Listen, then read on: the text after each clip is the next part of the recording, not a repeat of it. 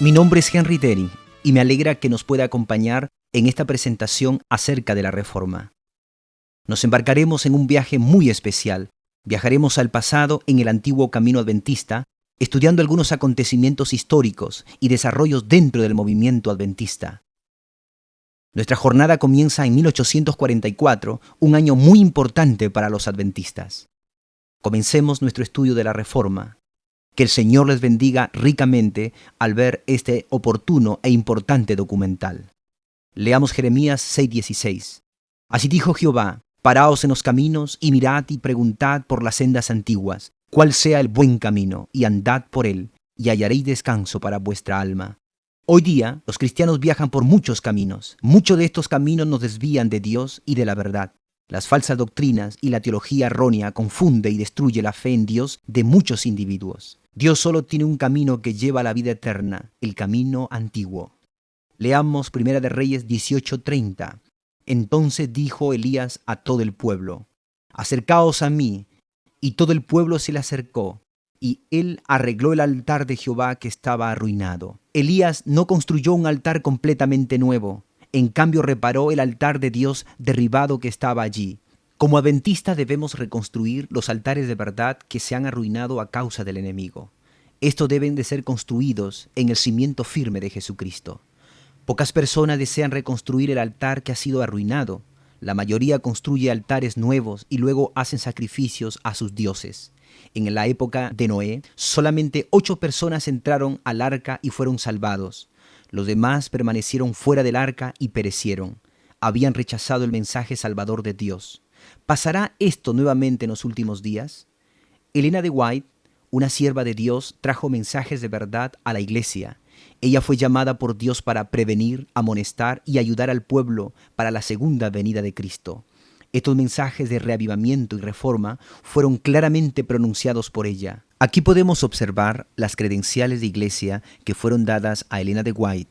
Ella fue una mensajera fiel quien gozosamente proclamaba el mensaje del tercer ángel. Desde el año 1891 hasta el año 1900, Elena de White vivió en esta casa situada en Sunnyside, Australia. Aquí ella presentó y escribió mensajes de amonestación y reprobación dirigidos al pueblo de Dios. Cada amonestación y llamado solemne al arrepentimiento fueron hechos o escritos con amor. La hermana White, como solemos llamarle, vivió en esta casa localizada en Elms Haven, California, desde el año 1900 hasta el año 1915. Este es el lugar donde ella tuvo visiones acerca de la reforma que se llevaría a cabo. La reforma llegó tal como se predijo. Dentro de este cuarto, bien iluminado, una silla con un escritorio adjunto proporcionaron a Elena un buen lugar de trabajo. Los tomos 6 al 9 de testimonios fueron escritos allí entre los años 1900 y 1906. Estos libros contienen verdades preciosas acerca del reavivamiento y la reforma. En los tomos 7 y 8 de testimonios se hace un llamado definitivo al reavivamiento y la reforma.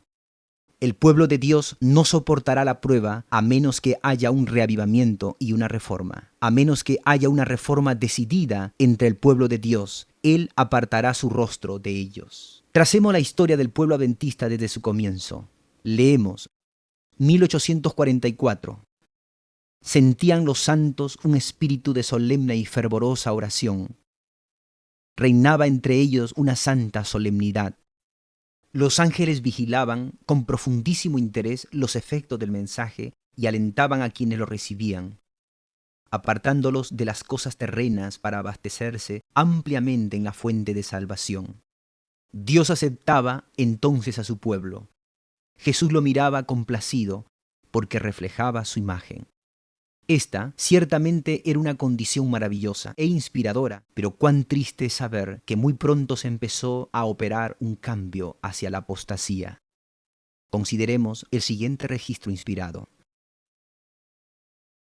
1852. Mientras últimamente he estado mirando en derredor para encontrar a los humildes discípulos del manso y humilde Jesús, he sentido mucha preocupación. Muchos de los que profesan esperar la pronta venida de Cristo se están conformando con este mundo y buscan más fervorosamente los aplausos en derredor suyo que la aprobación de Dios. Son fríos y formalistas como las iglesias nominales de las cuales se separaron hace poco. Las palabras dirigidas a la iglesia de la Odisea describen perfectamente su condición actual. 1856. Cómo me fue mostrado el orgullo del profeso pueblo de Dios. El orgullo aumenta cada día al extremo de ser imposible distinguir hoy día a los adventistas de los del mundo que los rodea. 1860. Me fue mostrado el deficiente estado del pueblo de Dios, que Dios no se ha separado de ellos, sino que ellos se han separado de Él y se han vuelto tibios. 1861. El pueblo está recargado de glotonería y embriaguez y de los cuidados de esta vida. Están entrando más y más en un espíritu de empresa mundanal. La espiritualidad y la devoción son raras. 1867. Yo he declarado delante de ellos que de lo que me ha sido mostrado no es sino un pequeño número de aquellos que ahora profesan creer la verdad, que finalmente serán salvos, no porque ellos no pudieran ser salvos, sino porque no desean ser salvos de la propia manera como lo ha señalado Dios. 1870. Al contemplar el estado de sus profesos seguidores hoy, Jesús ve ingratitud vil, formalismo falso, hipocresía, orgullo farisaico y apostasía. La Iglesia ha dejado de seguir en pos de Cristo, su líder, y se está volviendo firmemente hacia Egipto. 1888. Los hechos en cuanto a la verdadera condición del profeso pueblo de Dios hablan más fuertemente de su profesión y hacen más notorio que algún poder ha cortado el cable que los aseguraba la roca eterna y que están navegando en el mar a la deriva, sin mapa ni brújula. Esta es una revelación terrible acerca de la verdadera condición del pueblo profeso de Dios. Puesto que el pueblo de Dios estaba recayendo, el Señor intentó despertar a la durmiente iglesia a través de un mensaje especial de esperanza. En 1888, Dios escogió a dos hombres jóvenes para llevar su mensaje a la iglesia. Ellos fueron los pastores Jones y Waggoner. El pastor Waggoner tuvo una visión de Cristo sobre la cruz. Esto lo indujo a estudiar en la Biblia el tema de Dios en Cristo reconciliando al mundo. En una carta, 1892, la hermana White escribió acerca de estos hermanos. El mensaje que nos han dado Jones y Waggoner es el mensaje de Dios para la iglesia de la Odisea. Y en Testimonios para Ministros, página 91, declaró: en su gran misericordia, el Señor envió un preciosísimo mensaje a su pueblo por medio de los pastores Waggoner y Jones. Aquí podemos observar a los delegados de la sesión de la Conferencia General del año 1888. Este año, en el mensaje de Cristo nuestra justicia, Dios permitió que el pueblo se enfrentara con su mayor necesidad. El instituto y el congreso, que duraron 26 días, fueron la manera divina de preparar a su pueblo para que proclamasen el último mensaje. Sin embargo, los eventos que tomaron lugar 26 años después demostraron que el mensaje había sido aceptado solamente por muy pocos. 5 años después, de 1888, la hermana White escribió: «Y tú, Capernaum, adventista del séptimo día, que han tenido gran luz, que eres levantada hasta el cielo en cuanto a privilegios, hasta el Hades serás abatida, porque si en Sodoma se hubieran hecho los milagros que han sido hechos en ti, habría permanecido hasta el día de hoy». 1895. Está cundiendo en el mundo la convicción de que los adventistas del séptimo día están dando a la trompeta un sonido incierto y que están siguiendo la senda de la mundanalidad. 1903. ¿Quién puede decir con verdad: nuestro oro es probado en el fuego y nuestros vestidos no están manchados por el mundo? He visto a nuestro instructor señalar vestiduras que se daban por justicia. Al desgarrarlas, puso al descubierto la suciedad que cubrían. Luego me dijo: ¿no puedes ver con qué falsedad cubrieron su inmundicia y la corrupción de su carácter? ¿Qué pues, la ciudad fiel ha venido a ser una ramera? La casa de mi padre es hecha un lugar de comercio, de donde se han retirado la gloria y la presencia divina.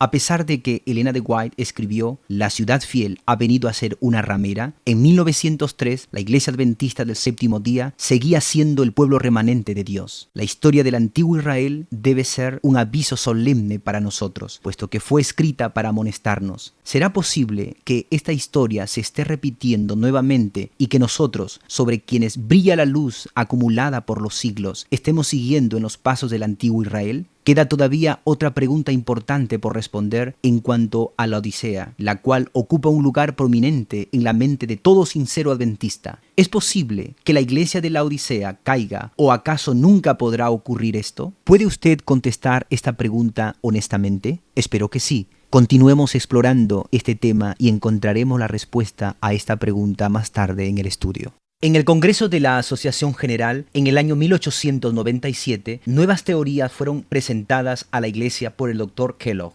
Este fue el comienzo de una gran crisis en la Iglesia. El Dr. Kellogg enseñaba una falsa doctrina llamada panteísmo.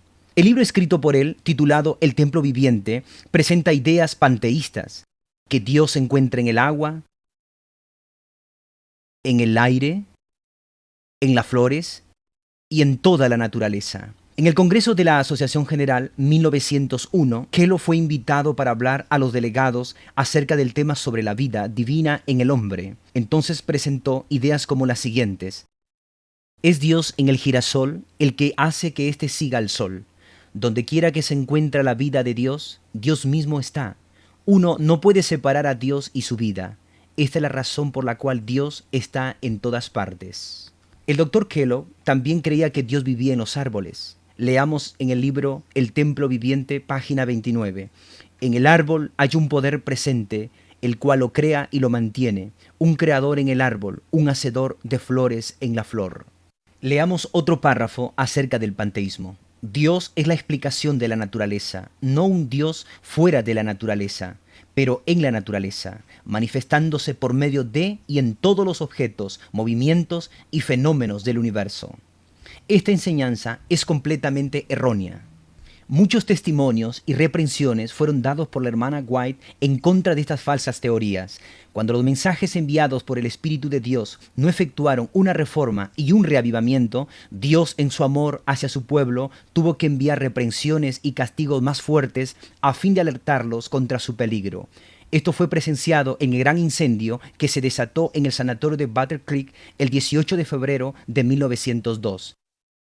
Ese mismo año, el 30 de diciembre, la casa publicadora de la Review and Herald también fue totalmente destruida por otro incendio cuya causa fue desconocida.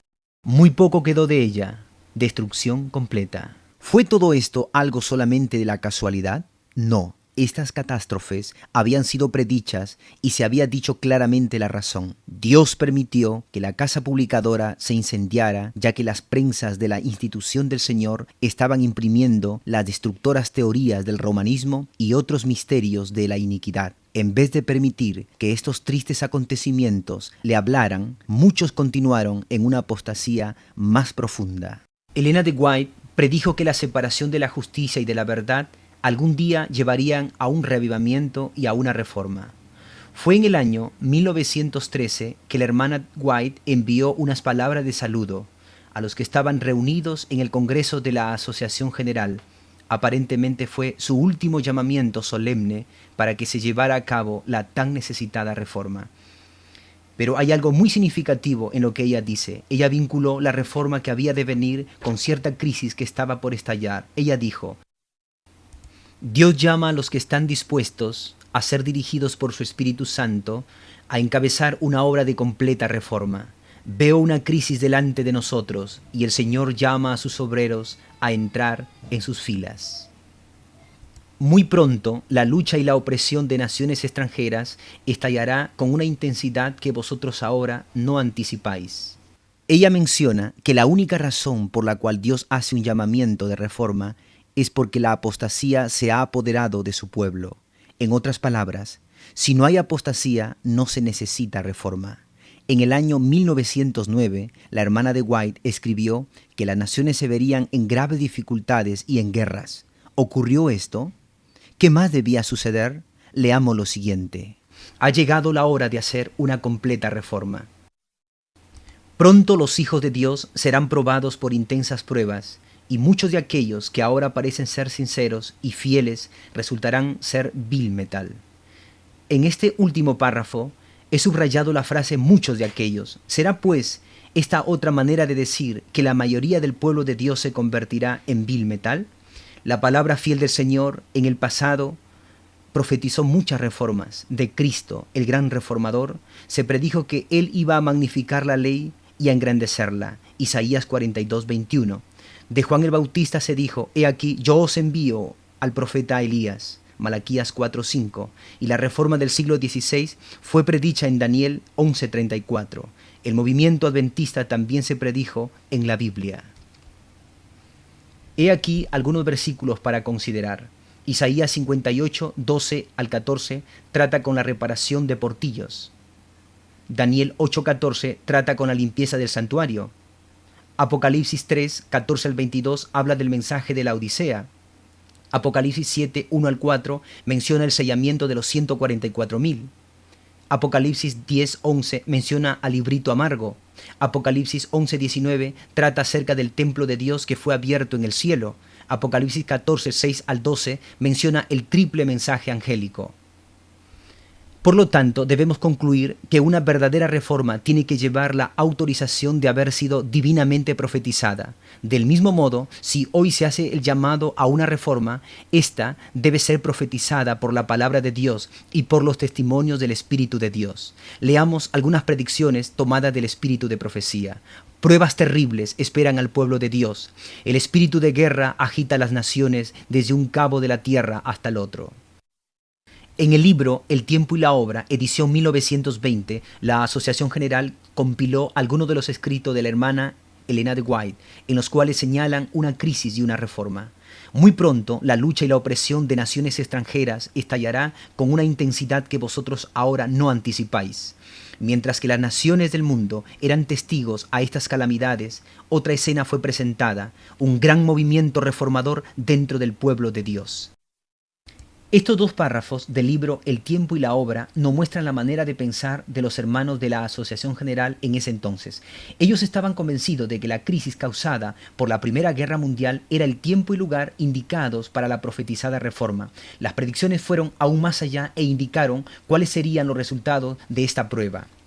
Leamos lo siguiente, tomando de Joya de los Testimonios, tomo 2, página 319. Tenemos delante de nosotros la perspectiva de una lucha larga, con riesgo de encarcelamiento, pérdida de bienes y aún de la vida misma, para defender la ley de Dios que es anulada por las leyes de los hombres. En una publicación adventista llamada Zion Bechter, el pastor Conradi, el entonces presidente de la División Europea, presentó lo siguiente a la Asociación General en 1913.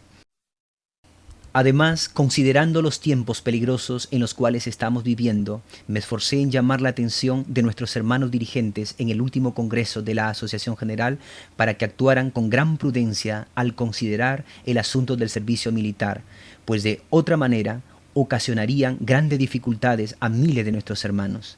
Bien consciente de la gravedad de la situación, la hermana White, al predecir la crisis que se avecinaba en 1913, agregó estas palabras.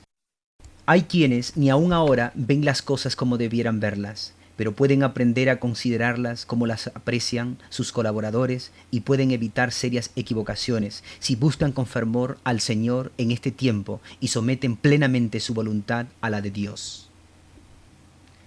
Así que la posibilidad y el peligro de cometer serias equivocaciones durante la crisis que se acercaba era muy real, y los dirigentes deberían haber estado alertos y extremadamente cautelosos, ya que el conflicto tenía que ver con el asunto del servicio militar en contra de la santa ley de Dios. Cuando el archiduque Francisco Fernando de Austria fue derribado por una bala asesina en 1914, Europa estalló como un verdadero barril de pólvora. De la noche a la mañana, los ejércitos se pusieron en marcha y luego se trabaron en mortal lucha midiendo su fortaleza militar. La sede de la División Europea de los Adventistas del Séptimo Día en Hamburgo, Alemania, se halló de frente con un dilema. Las convicciones religiosas de aquellos que por razones de conciencia se oponían al servicio militar tuvieron que hacer frente al problema de la conscripción militar. No habían provisiones de ninguna clase para los cristianos observadores de los mandamientos de Dios. En el año 1914, nuestros jóvenes adventistas tuvieron que decidir entre responder al llamado de la patria, lo cual significaba desobedecer a Dios, o hacerle frente al calabozo y la cárcel y posiblemente al escuadrón de fusilamiento. Mientras Europa se encontraba en plena guerra, el Señor hizo descansar a Elena de White el 16 de julio de 1915. Si la hermana Elena de White hubiese estado viva durante la guerra, la Iglesia hubiese podido beneficiarse de sus consejos. Patriarcas y Profetas, página 664, hace una ilustración paralela entre Elena de White y el profeta Samuel. Fue cuando el pueblo estaba siendo zarandeado con problemas internos, cuando los consejos del siempre fiel siervo de Dios, Samuel, eran necesitados, que Dios llamó a su anciano siervo al descanso. Durante la Primera Guerra Mundial, la Iglesia tuvo que enfrentarse a una prueba intensa y crítica. El tema estaba claramente definido en Europa. A todas las iglesias, incluyendo a la Iglesia Adventista del Séptimo Día, se les requería apoyar la guerra. De otra manera, tendría que sufrir persecución, incluyendo la pérdida de propiedades de la Iglesia. ¿Qué posición tomó el liderazgo adventista? Los siguientes documentos nos muestran que los principios originales fueron abandonados. Pero al comienzo de la guerra, los dirigentes de la Organización Adventista de Alemania aconsejaron espontáneamente a todos sus miembros llamados al servicio militar de todo el país que en las urgentes circunstancias y necesidades de la patria cumplan con sus deberes que se les exige como ciudadanos, de acuerdo con la Escritura, y sirvan fervientemente en sábado como los demás soldados lo hacen en los domingos. De comprobante sirva la copia adjunta del documento dirigido al ilustre ministro de Guerra de Prusia, escrito el 6 de agosto de 1914. Esta posición, observada ya hace años, es apoyada por las firmas que siguen: L. R. Conradi, H. F. Schubert y Paul Dringhaus. Los líderes espirituales de Europa dieron instrucción a los miembros para ir y pelear en la guerra como los demás soldados. ¡Qué trágica experiencia! Pero es verdad, esto realmente sucedió. Miles de miembros adventistas se unieron a las filas militares y cientos de ellos perdieron la vida en el campo de batalla. La apostasía fue, por lo tanto, universal a lo largo del continente europeo. En realidad, abarcó todos los países que estaban en guerra y aún algunos que eran neutrales. Aquí podemos observar fotografía de los hombres que firmaron el documento del 5 de marzo de 1915. Paul Dringhaus, H. F. Schubert, L. R. Conradi. Los líderes de la Iglesia en Europa no estuvieron solos al poner a un lado los principios de suma importancia dados por Dios. Esta nueva posición recibió el consentimiento de la Asociación General en Washington, D.C., Estados Unidos. Prueba de este apoyo se encuentra en las páginas del Zion Wächter del 20 de marzo de 1916. El Zion Wächter era una publicación oficial de la Iglesia proveniente de Hamburgo, Alemania.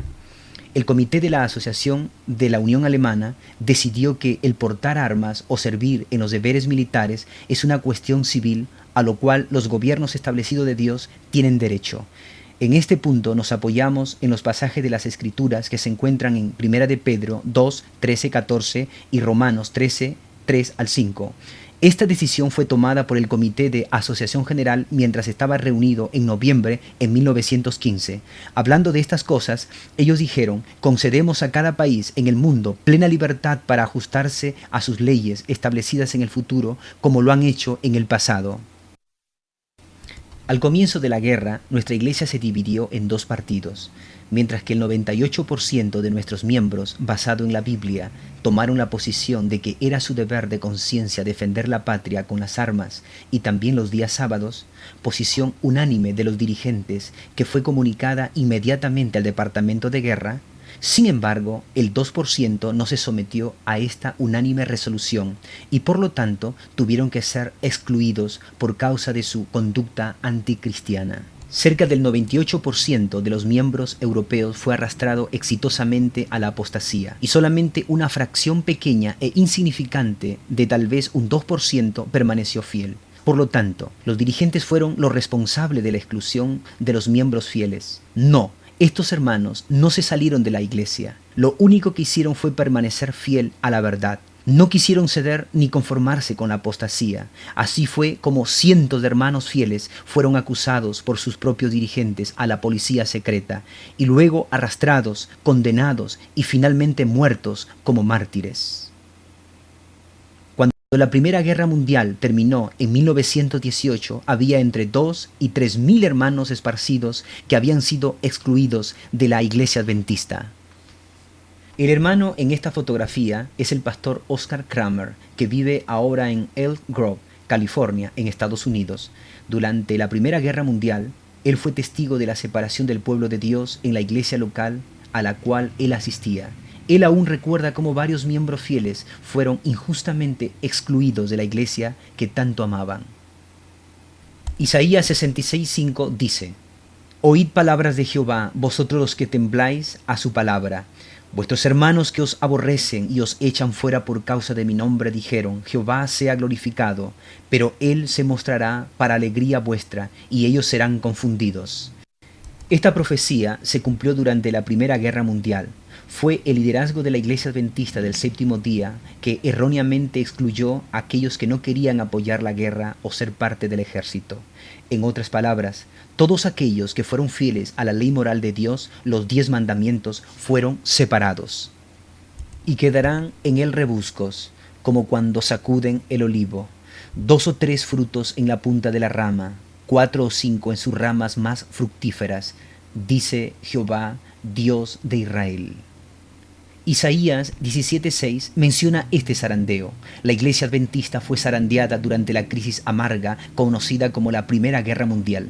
Solamente 2% de sus miembros continuaron su viaje en el camino antiguo del adventismo. Este diagrama muestra la separación que tomó lugar durante el curso de la Primera Guerra Mundial. Aquí vemos 2 caminos que dirigen en 2 direcciones diferentes. Resumamos un poco lo que hemos estudiado. ¿Quiénes dejaron la iglesia? ¿Quiénes se apartaron de la verdad? ¿Quiénes se apartaron del camino angosto? ¿Quiénes permanecieron fieles? La respuesta se encuentra en Apocalipsis 12:17. Entonces el dragón se llenó de ira contra la mujer y se fue a hacer guerra contra el resto de la descendencia de ella, los que guardan los mandamientos de Dios y tienen el testimonio de Jesucristo. Quizás el siguiente párrafo tomado de The Colon News del 21 de septiembre de 1915 ilumine un poco más nuestro estudio. Desde que comenzó la guerra ha habido una división entre el pueblo adventista. La mayoría quería que se pusieran las enseñanzas básicas a un lado durante la duración de la guerra. El resto del pueblo quería guardar el sábado santo aún en tiempo de angustia. Esta oposición finalmente indujo a la exclusión de muchos seguidores de la antigua fe. Estas palabras son verdad. Esto realmente ocurrió dentro de la Iglesia Adventista del Séptimo Día. En el libro Primeros Escritos, publicado en 1882, se encuentra una descripción del zarandeo que ocurre de vez en cuando. Cada zarandeo causa una separación. Leamos de las páginas 270 y 271. Pregunté cuál era el significado del zarandeo que yo había visto y se me mostró que lo motivaría el testimonio directo que exige el consejo que el testigo fiel dio a su iglesia de la Odisea. Moverá este consejo el corazón de quien lo reciba y le inducirá a exaltar el estandarte y a difundir la recta verdad. Algunos no soportarán este testimonio directo, sino que se levantarán contra él, y esto es lo que causará un zarandeo en el pueblo de Dios. El número de esta hueste había disminuido. En el zarandeo algunos fueron dejados al lado del camino. Al fin de la guerra, la paz fue restaurada por toda Europa y los miembros que habían sido perseguidos y excluidos de las iglesias adventistas por no haber participado en la guerra se reencontraron. Su mayor anhelo era el de reconciliarse con aquellos que habían abandonado la antigua plataforma de la verdad. Peticiones expresando el deseo de este remanente para obtener una audiencia con los representantes de la Asociación General fueron redactadas y enviadas a los líderes adventistas. Tal junta fue concedida y tomó lugar durante la semana del 20 al 27 de julio de 1920 en Friedensau, Alemania. 17 delegados del movimiento de reforma fueron seleccionados para representar a aquellos que habían sido excluidos. En aquella ocasión, el grupo excluido presentó solamente 4 preguntas sencillas para ser consideradas. Estas preguntas eran: ¿qué posición toma la Asociación General con respecto a la decisión tomada por los dirigentes de Alemania en el año 1914 en relación con el 4º y el 6º mandamiento? ¿Qué pruebas nos pueden presentar de que no hemos seguido desde un principio la regla bíblica? ¿Cuál es la posición de la Asociación General en cuanto a los testimonios de la hermana White? ¿Son inspirados por Dios o no? ¿Es la reforma pro salud todavía el brazo derecho del mensaje? ¿Es nuestro mensaje y pueblo de acuerdo con Apocalipsis 14, 6 al 12, nacional o internacional? El pastor Daniels, presidente de la Asociación General, reveló entonces la verdadera actitud de los dirigentes. Para prevenir los malentendidos se tomaron notas llamadas el protocolo, para que tuvieran un reporte completo acerca de lo que se dijo y se hizo. He aquí un párrafo del protocolo que contiene la respuesta a una de las preguntas. Creemos que ustedes y la opinión que ustedes tienen están completamente en el error. Creemos en el cuarto mandamiento de igual manera que antes. Sin embargo, no estamos de acuerdo con su interpretación de este punto. Para resumir todas sus explicaciones, él hizo las siguientes palabras, las cuales hemos tomado del protocolo, página 36.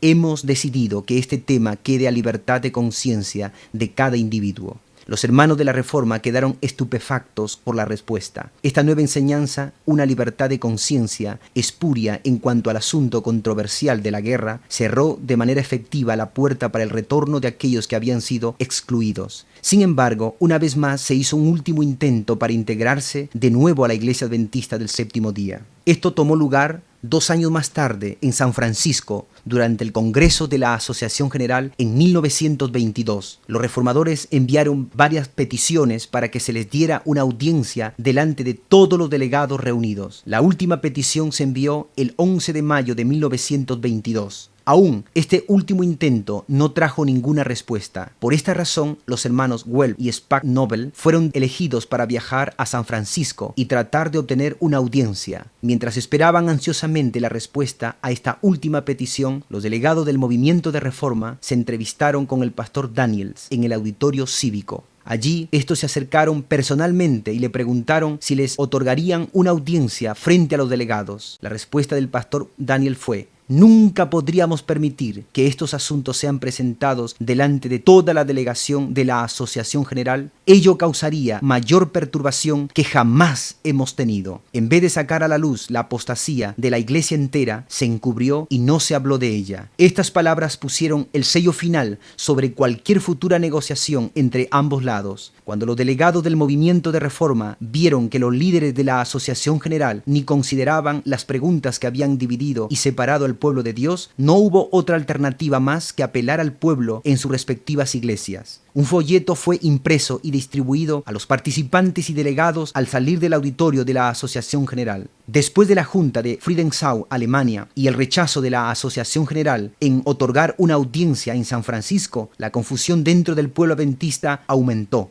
Muchos estaban plenamente seguros que la Asociación General había tomado una posición errónea y se unieron al fiel pueblo de Dios. Mientras que el movimiento de reforma aumentaba en membresía e influencia, los dirigentes de la Iglesia Adventista se reunieron en Gland, Suiza, el 12 de mayo de 1923, para tomar acuerdos en cuanto al asunto de la guerra y hallar algunos medios para contrarrestar al rápido crecimiento del movimiento de reforma. Puesto que no se pudo encontrar ninguna forma para corregir el grave error que había dado origen a este movimiento, los adventistas recurrieron a una sutil estratagema. En esta junta se decidió conceder a cada miembro libertad de conciencia con respecto al servicio militar y el portar armas. La siguiente resolución fue aprobada el 2 de enero del año 1923. Leamos la última oración de esta. Concedemos a todos los miembros de nuestra Iglesia absoluta libertad de servir a su patria en todo tiempo y en todo lugar de acuerdo a lo que le dicten sus convicciones personales de conciencia. Nuevamente, ese falso principio de la libertad de conciencia que viola el deber y la obediencia a la ley de Dios fue introducido. El dar libertad para transgredir la ley de Dios en todo país y a cualquier hora, diciendo que no es pecado, es ciertamente una característica de confusión mundana. ¿Qué escribe la hermana de White acerca de la libertad del hombre? Leamos en El Hogar Adventista, página 342. Los hombres no tienen la libertad de hacer un estandarte de la ley por sí mismos para evitar la ley de Dios y complacer a sus propias concupiscencias. Ellos deben de llegar al gran estandarte de justicia divina. También leamos el libro Discurso Maestro de Jesucristo, página 48. Si los hombres estuviesen en libertad para apartarse de lo que requiere el Señor y pudieran fijarse una norma de deberes, habría una variedad de normas que se ajustarían a las diversas mentes y se quitaría el gobierno de las manos de Dios. Sus fines de amor hacia sus criaturas no serían honrados ni respetados. Los siguientes párrafos fueron tomados de publicaciones adventistas. Estos reflejan los trágicos resultados de la decisión tomada por la Asociación General de dar libertad de conciencia con respecto al tema de portar armas. El servicio militar y la participación en la guerra no es hacer pacto con el mundo o defender a Babilonia. La participación en la guerra es simplemente un deber ciudadano. En relación con la guerra, nuestros jóvenes también cumplirán con sus deberes en sábado. La enseñanza de la Escritura que dice, dad al César lo que es del César, se aplica a los adventistas en toda situación.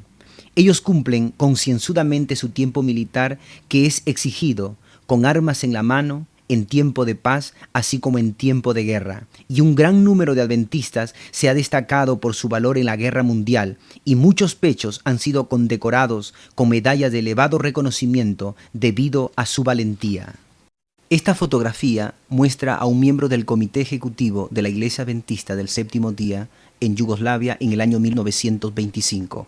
Estos son algunos de los resultados de la libertad de conciencia.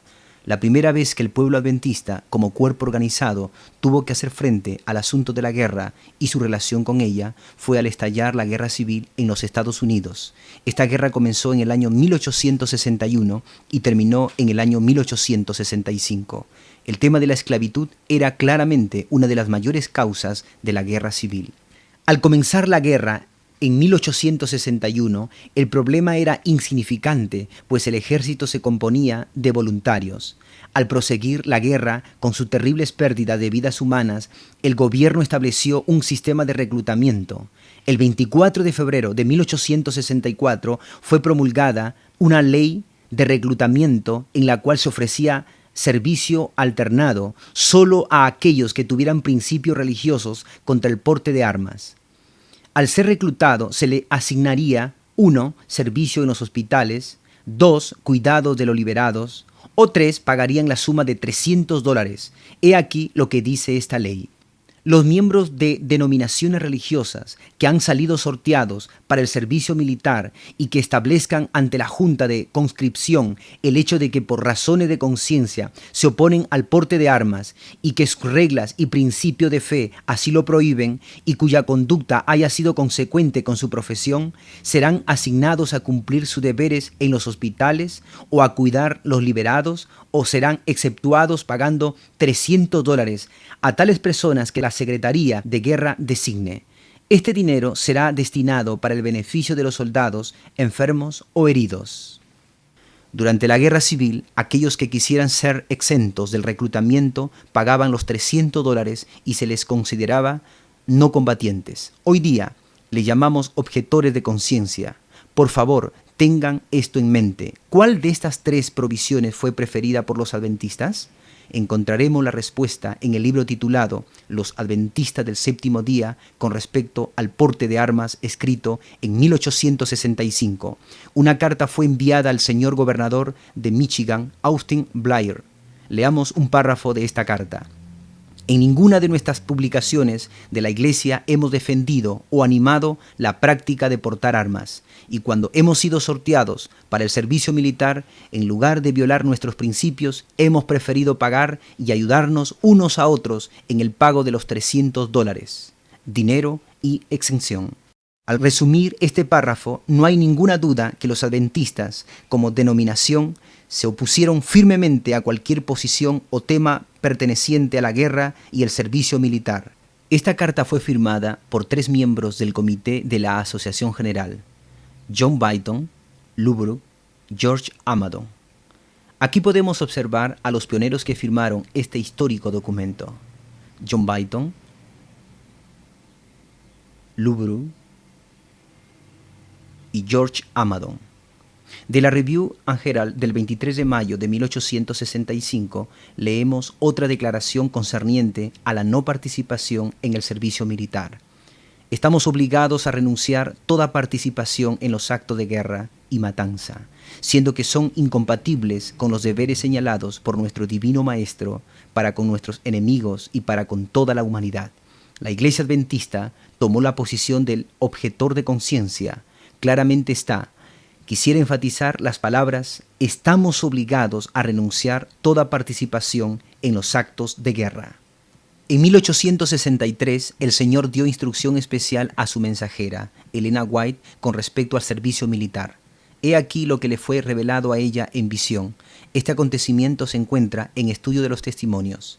Me fue mostrado que el pueblo de Dios, que es su especial tesoro, no puede ocuparse en esta guerra, porque se opone a cada principio de su fe. En el ejército no pueden obedecer la verdad y al mismo tiempo obedecer los mandatos de sus oficiales.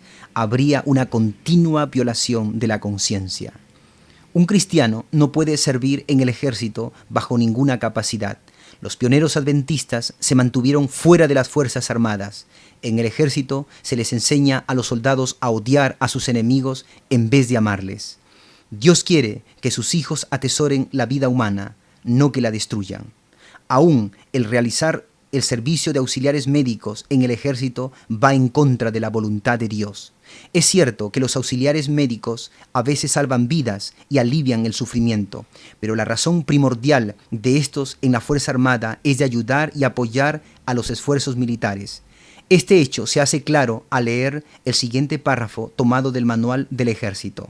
Con respecto al tratamiento médico de pacientes con disturbios emocionales, mientras más tratamiento médico reciban, hay mayores posibilidades de exitosamente regresar al paciente al campo de batalla.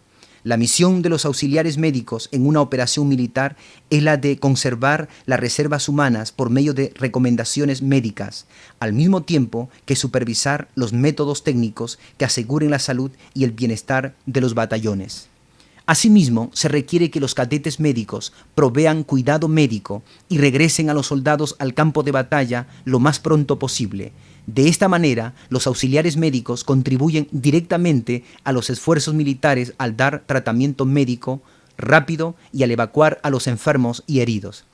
De acuerdo al Manual del Ejército, un auxiliar médico contribuye directamente al esfuerzo militar. Siendo que no estamos bajo una teocracia, el Señor no quiere que tomemos parte de actos de guerra. Recuerde que la hermana White escribió: en el ejército no pueden obedecer la verdad y al mismo tiempo obedecer los mandatos de sus oficiales. En vista de estos hechos, ¿qué fuertes recomendaciones hizo la Iglesia Adventista a sus miembros durante la guerra? Leamos del libro Los Adventistas del Séptimo Día y el Gobierno Civil. En las páginas 11 y 12 se da una descripción de los deberes de los no combatientes. Estos ayudarán a alimentar y vestir al ejército, asistirán en el cuidado de los enfermos y heridos, ayudarán a enterrar a los muertos, ayudarán con la transportación de hombres, víveres, ropa, etc. Ellos construirán los campamentos, irán a los campos, las minas y fábricas, todo según las instrucciones del gobierno.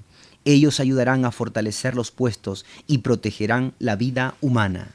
En la página 6 del libro titulado Nuestros jóvenes durante el tiempo de guerra se declara: mientras que lo ya declarado es la posición de los adventistas del séptimo día como denominación en los Estados Unidos, la Iglesia en sí no atenta dictaminar a sus miembros individualmente, pero cada individuo debe permanecer fiel a sus convicciones según su conciencia.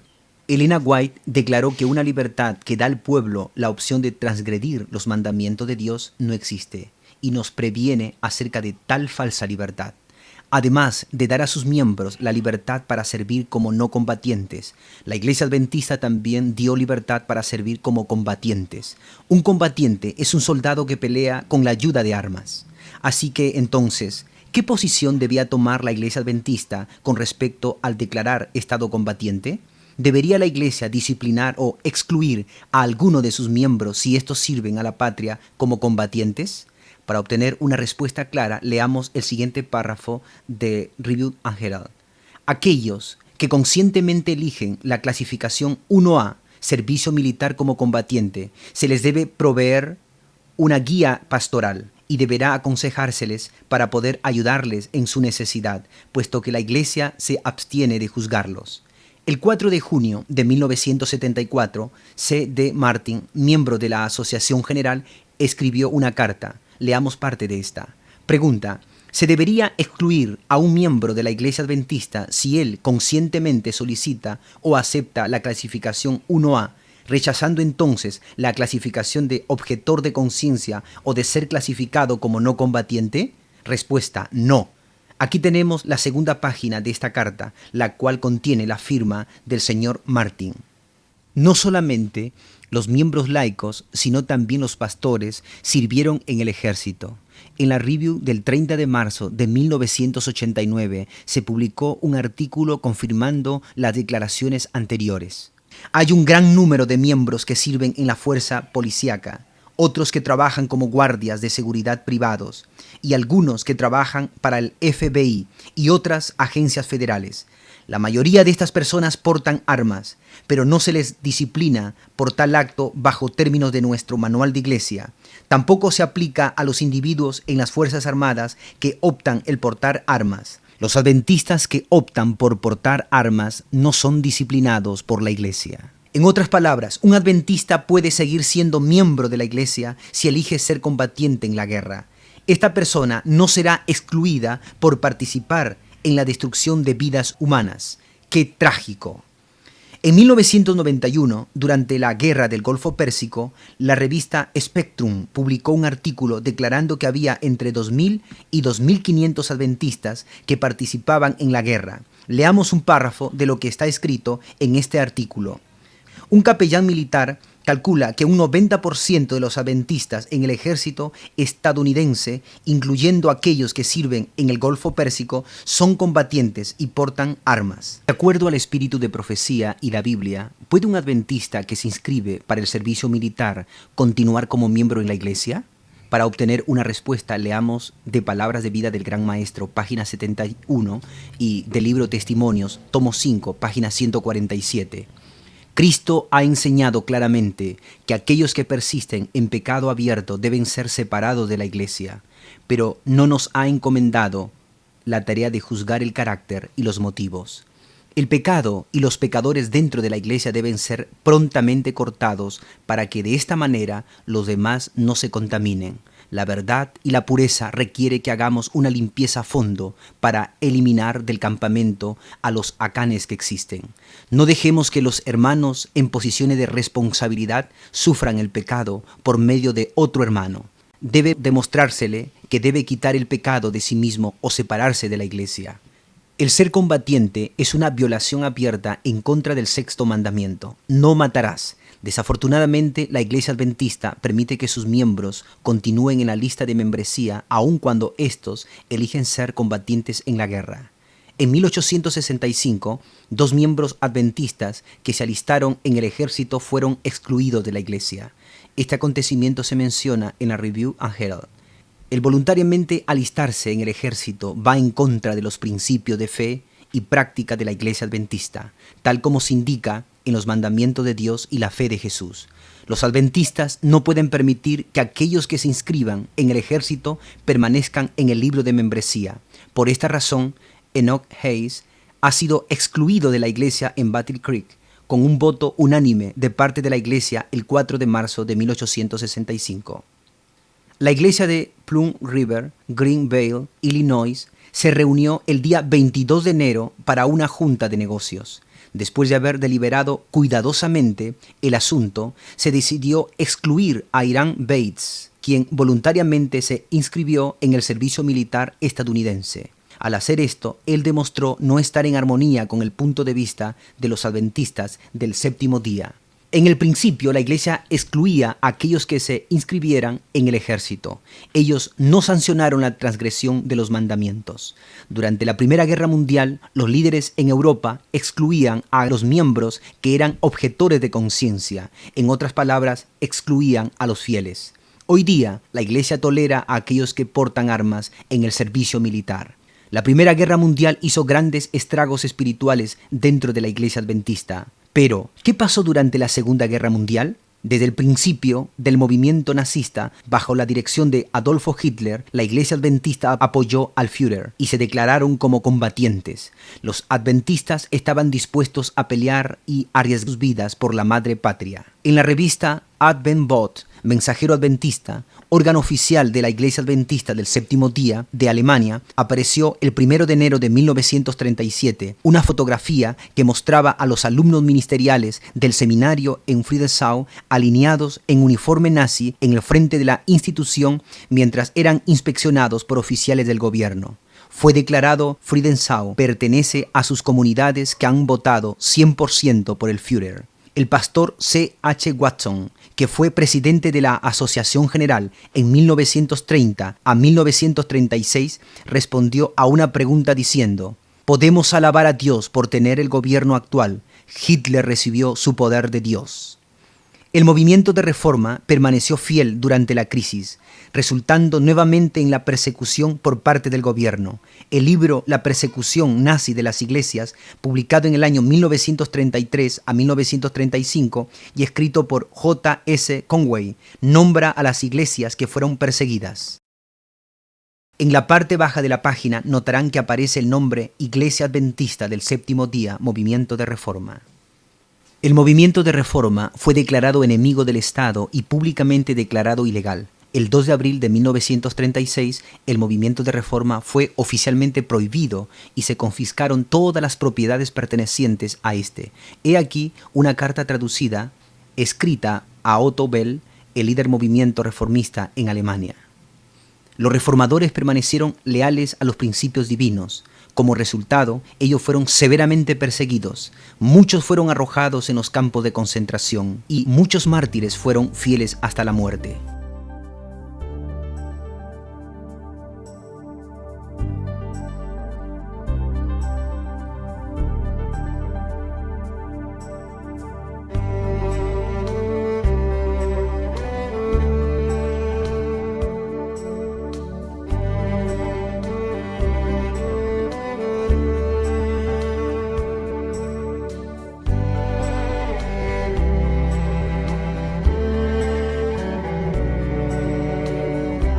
He aquí una lista parcial de aquellos que sufrieron y murieron como héroes de la fe.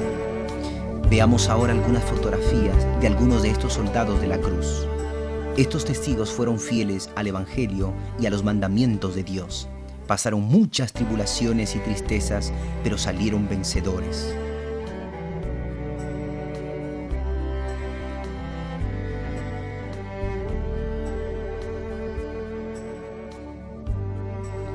Ahora pasemos a otro tema de interés. Lo que ahora vemos es el primer registro del movimiento de reforma en las oficinas del gobierno alemán en Frankfurt. La fecha de este documento es el 23 de diciembre de 1919.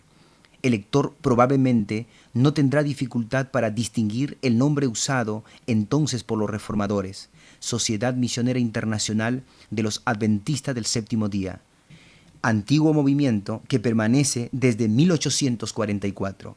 Esta es la última página de este documento. También se da una lista de los partidarios de este documento. Quisiera mencionar que el movimiento de reforma organizó su asociación general en el año 1925, año en el cual también se dictaron los principios de fe. En 1929, la Asociación General registró a esta organización en las oficinas del gobierno alemán. Usaron el nombre de Asociación General de la Sociedad Misionera Internacional de los Adventistas del Séptimo Día. Ahora veremos unas fotografías de algunos de los pioneros de la Reforma hasta la actualidad. En 1927, los reformadores celebraron su primer congreso en Rama, Alemania.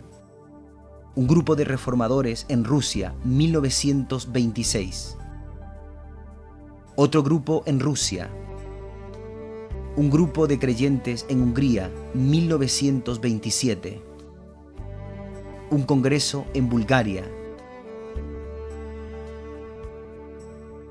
Un grupo de creyentes en Francia. Creyentes en Suiza. Congreso en Washington, Estados Unidos. Uno de los pioneros más ancianos de la Reforma, el pastor Oscar Kramer. Un campamento en Europa. El recordado pastor Korman, proveniente de Estonia, quien sirvió en la causa de Dios por muchos años. Otra conferencia en Europa. Un seminario para obreros del ministerio. Delegados de la Asociación General en Alemania en el año 1956.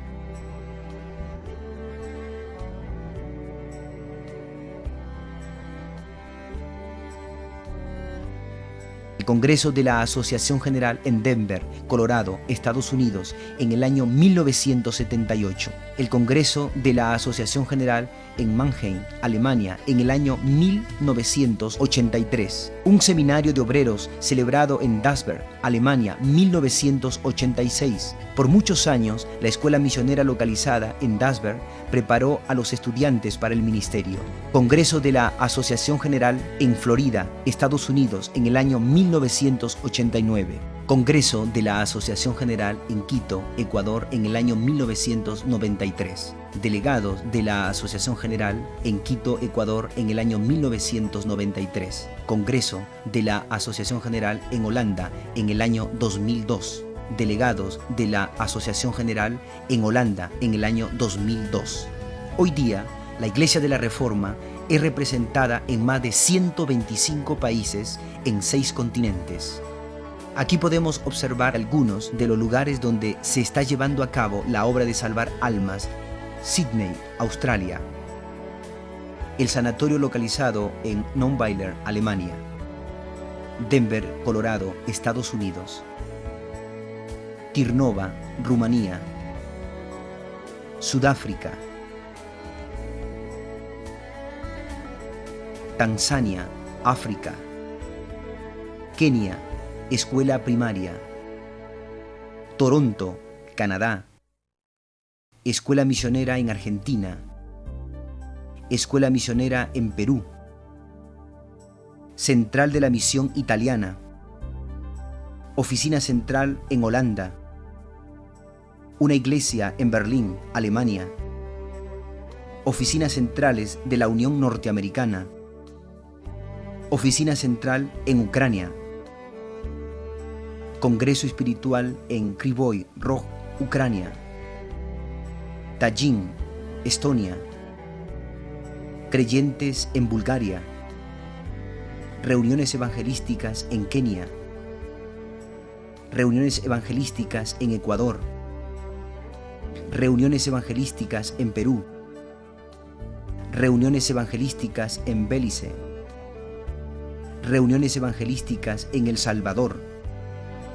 Misión en Mosbach.